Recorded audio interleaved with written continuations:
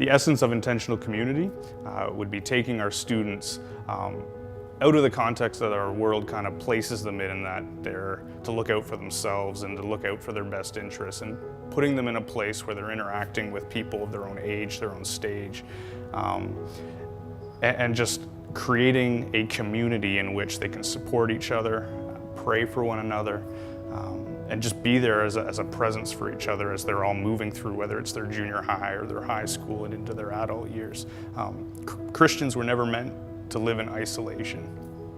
Adam created and spent every waking minute with God, still required an Eve. My name is Jared, and this is my wife MJ, and we started sponsoring about 9 years ago, and I got involved because there was a need.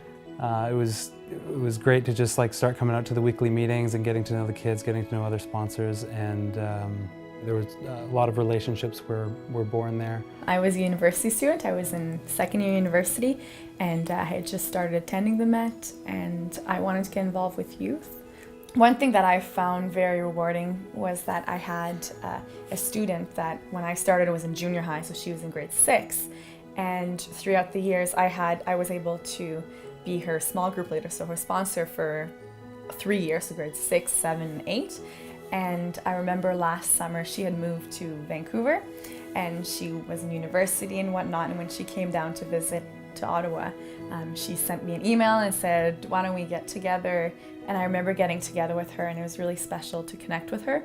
And also she told me that she was now involved in her church, and she was also a sponsor. One of the kids in my small group came out to our wedding, which was a pleasant surprise, and it was neat to kind of see him there in support of us getting married. And actually there were two kids from last small group. It's neat to just have them still kind of a part of our lives, even though our days of sponsoring have ended.